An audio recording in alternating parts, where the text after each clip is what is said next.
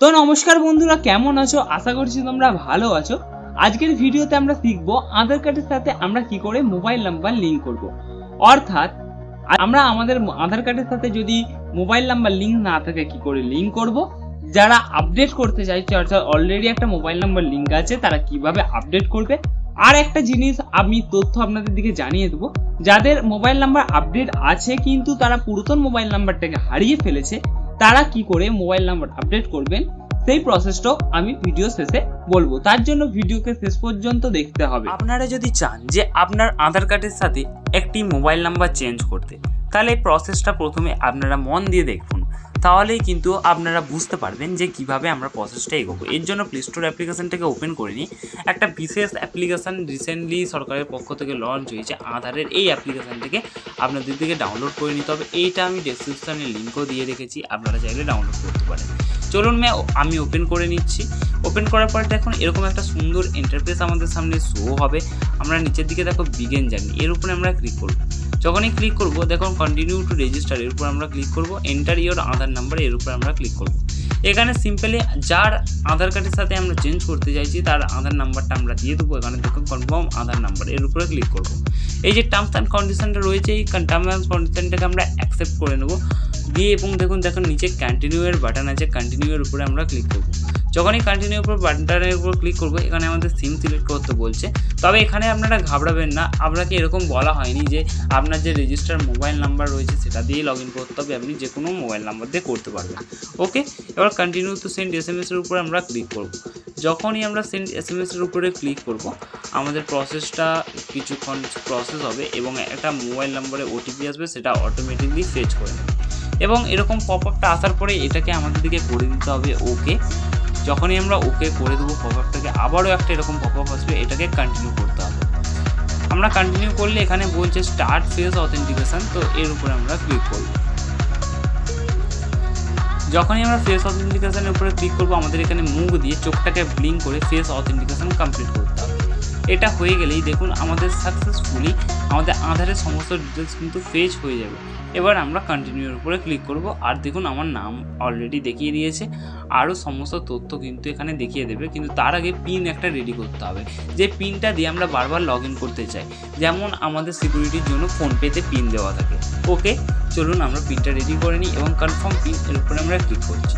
এবার আপনাকে বলছে আপনি কি চান যে আপনার ফোনে যদি কোনো বায়োমেট্রিক চালু থাকে অর্থাৎ ফিঙ্গারপ্রিন্ট বা ফেস, আপনি সেটা দিয়েও লগ ইন করতে চান, তো সেটা সিলেক্ট করে অ্যালাউ পারমিশনের উপরে আপনি ক্লিক করবেন আর সাকসেসফুলি আপনার লগ ইনটা কমপ্লিট হয়ে যাবে। এটা ছিল প্রথম প্রসেস। এবার সার্ভিসের উপরে ক্লিক করব। এবার দেখুন এখানে অনেক রকমের সার্ভিস এখানে দেখিয়ে দেওয়া হচ্ছে। আমাদের মূল কাজ কি? Mobile number update.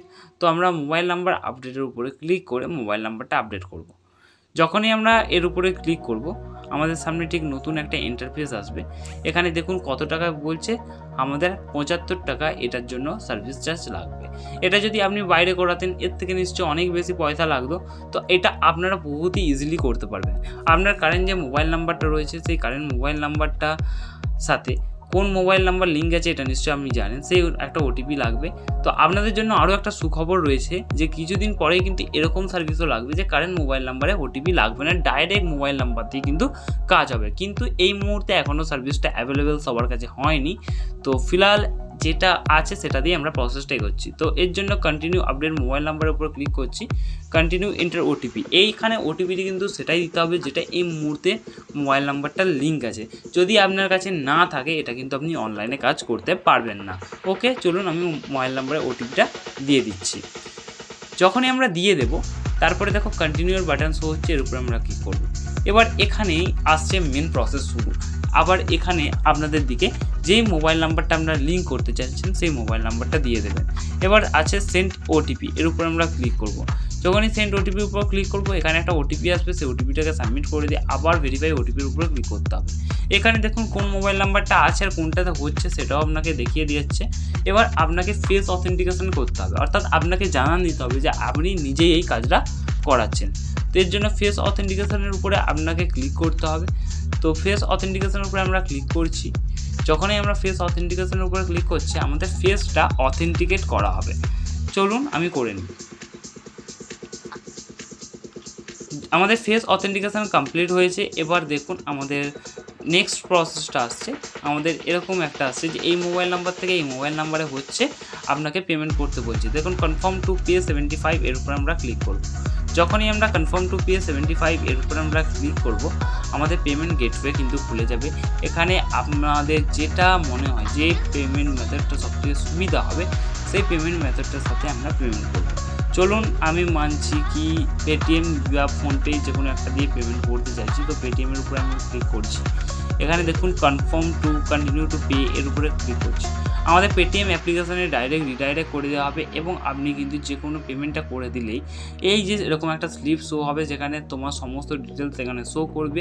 এর অ্যাকর্ডিং আপনার কিন্তু আধার কার্ডের সাথে মোবাইল নাম্বার আপডেট 2 থেকে 3 দিনের মধ্যেই কমপ্লিট হয়ে যাবে, কখনো কখনো 1 দিনের মধ্যেও হয়ে যায়। ধন্যবাদ। তো এটাই ছিল ভিডিওর প্রসেস।